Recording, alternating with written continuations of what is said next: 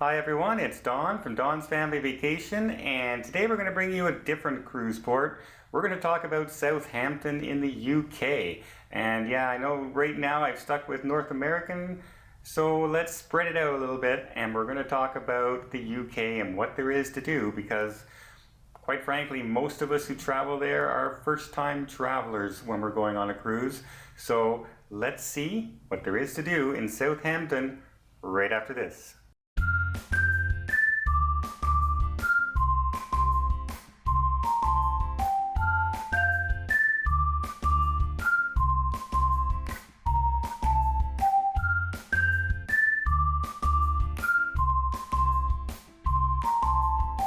Number one is why not tour the Salient Sky Museum, and this is filled with all kinds of aircraft through history, but mostly history from World War II.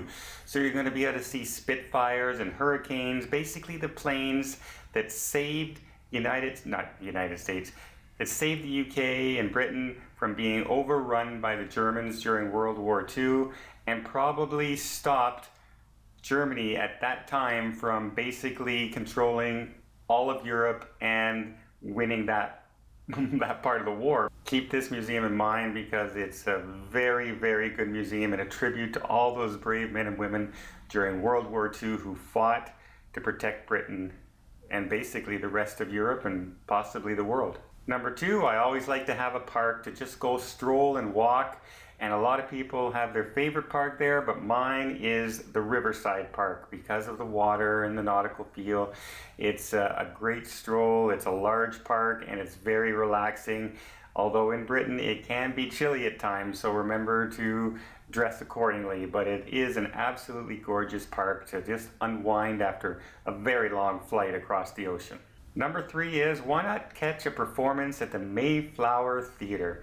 It's an old historic building. It's still got the long drawn curtains that you don't see anymore in a lot of places, and it's just filled with history when you're in there. Plus some of the performances in there are top notch, and as far as theater goes in Europe, yeah, this is one of my favorite theaters to visit whenever I'm in town. So if you're lucky enough and there's a performance running, I recommend the Mayfair Theatre. If you're a fan, why not take in the St. Mary's Stadium and see if you can catch a game of football? And yeah, no, it's not, Tom Brady and the Patriots. It's football. It's kicking the ball. We know it as soccer. So if you want to see a soccer game and see what it's like firsthand, and hopefully you don't run into soccer hooligans down there, but it's quite different sporting event. If you're only used to North American basketball, hockey, baseball, football,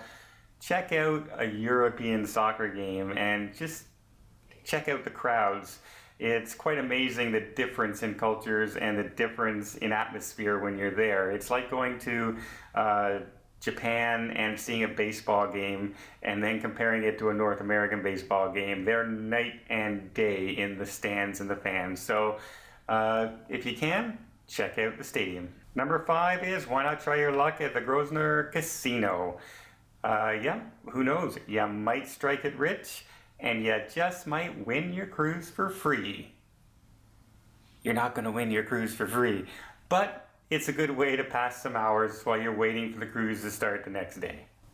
Number six, why not take a leisurely, picturesque stroll around the Windmill in Burlesdon? It's a nice, beautiful, little relaxing area, and you don't see windmills too often in the United States or even the UK for that matter in a lot of places. So it's something different, and it'll definitely bring up some conversation when you show your pictures to your friends, and they're going to wonder if you're in Holland or not. So take a trip to the Windmill. Another nice peaceful place is the Miller's Pond Nature Reserve, and it's just filled with all kinds of small animals. You're not going to run into tigers, but it's a very relaxing place. It's a great place to go with kids and stroll around and see the wildlife and the park area and just relax and unwind, because it's not a great idea to do too much the night before your cruise and be exhausted while you're standing in line the next day getting ready to be on board and waiting for your room to be ready. So this is one of those activities that is just perfect for the day before a cruise. Number 8, if you want to tire your kids out and make sure that they sleep well before your cruise, then head off to the Children's Pleasure Park. And it's filled with amusement rides and games and things like that. So they'll have a great time and it'll burn off a ton of energy, and hopefully they sleep right through the night and you can get a good night's sleep too before you have to head off to the cruise the next morning. Number 9 is the stage door, which is a theatrical performance area, and you can go and see some plays or perhaps a musical going on. And it's one of those things, it's like a local city performance area as opposed to a Broadway kind of performance area.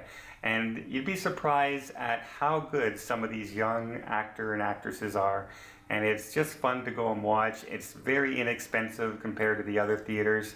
So yeah, give the stage door a chance. Number 10, you've arrived in Britain and you left from Orlando, and jumping Jehoshaphat, it's a lot colder here than you thought it was going to be, and you can just imagine what it's going to be on a cruise ship on the ocean with the wind. And you say, I got to get some warmer clothes. Well, head over to the West Quay shopping mall. It's the largest shopping mall around Southampton. It'll have everything you need there, and it's a fun place to walk around and see all the different kinds of shops that are in the UK compared to that in North America.